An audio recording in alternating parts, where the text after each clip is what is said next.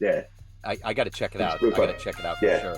Well, it's great to meet you. I'd like to begin our conversation before we get into your work by asking you 4 years ago with this pandemic raging, we didn't know what was going to happen, when it was going to end. But now I'm curious, how did you survive that time period and how did it change the way that you do things now? Well, it actually timing was absolutely perfect for us, and it actually really helped propel us forward for a couple of reasons. A couple of years earlier, we kind of launched this business, and we'd been through a bit of a hiccup that we kind of just started to get over. Before the COVID came, but we launched in America and the United States in 2018. Is when I started doing business over there, and then COVID comes, and all of a sudden, more businesses are open to doing work over Zoom, and now no one actually really cares where you're from. All they care about is whether you got the value and whether you can solve their problem. So for us on so many fronts, COVID was an absolute blessing. We bought our house in this little lull in COVID when there was uncertainty and fear over the market. We'd bought a house that had been on the market 6 months earlier and stole it before what it was worth. Yeah. So everything we'd lost when in 2016 we lost everything. Financially, like bank repossessed their house and went through all of that. So everything we'd lost there, we made back Gotcha. just from buying our property in COVID. But then, in the say over the last 4 years, we've doubled our business twice Oh, in the last 4 years since COVID. And, now in the post-COVID hangover effect, it's actually literally created a whole $300 billion industry in this fractional sales agency world that is just waiting to be tapped in. So, I'm in the camp of COVID sucks. It was a horrible thing for a lot of people, but from a financial and from a business point of view, we happen to be riding the wave at the right time to get nothing but benefit from it rather than pain and suffering. So very blessed. so let's get to the heart and soul of what you do on a daily basis. I'm going to put you in front of a bunch of grade school kids, third graders. It's career day. And one of the kids says, "Hey, what do you do for a living?" How do you answer that child? So so I help sales leaders and sales directors launch their own fractional sales agency and help, so they can help the 19 million small businesses in the United States that are struggling to keep head of sales. The 75% of them that are struggling to hire and retain sales staff, and the 40% that are already using outsourcing. So, what did you want to be in the third grade? What was your dream? I wanted to be a baker because I made a lot of dough. Okay. Okay. Um, but I've always wanted to be in business. And so Okay. I've been in business, bought my first business at 19 and have been in business and sales ever since. So, take me back to your childhood. What were some of the foundational seeds that were planted into you to love business and to follow this course in life? Look, I don't really know because my mum was a teacher and my dad was an electrician.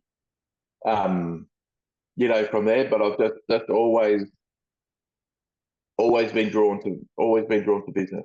Like, and probably if I was to really kind of dig in, it's a great question. If I'm really to dig in, it's probably the fact that a lot of people kept telling me it was risky and you couldn't do it. And I want to prove you wrong. Um, from there, but yeah, as I said, it was just as far back as I can remember. It's always been that entrepreneurial flair. I remember I was 12, 13 with a friend of mine at school, and we'll, designing our own jazz club that we're going to do, and then we were kind of designing bookstores and CD stores, and doing all of that. That was kind of how we'd spend our history lessons for years in school.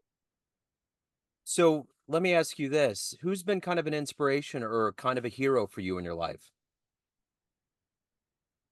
So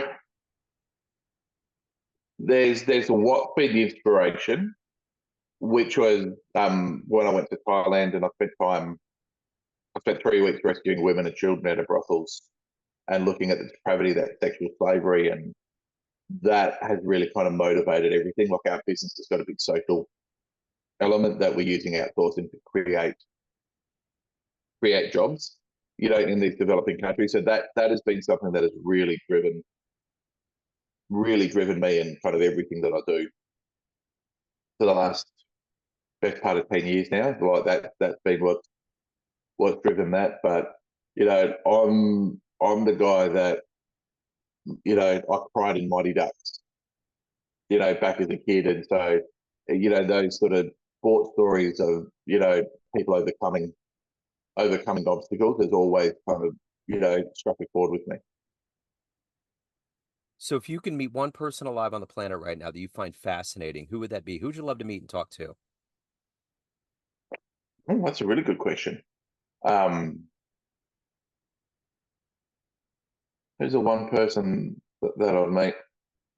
Probably a guy by the name of Tony Kerwin, who was the founder of Destiny's Rescue, which is an Aussie anti-trafficking kind of company. He's and not for profit, but what he's been able to achieve is pretty inspirational. So would love to sit and buy him a coffee. So speaking of being highly driven and accomplished, what is it that gets you up every day to do the work that you do? To not only do the work that you do well, but to also evolve as a human being? My faith, Yeah. very, the doing God's purpose and doing what I'm supposed to be doing. Yeah. Is that underpins everything. What's the best advice you've ever gotten?